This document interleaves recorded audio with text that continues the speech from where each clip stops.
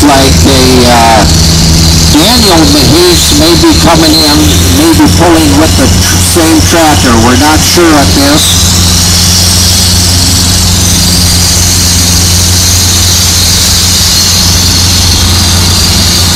And Bobby's working his way a little bit toward the right side.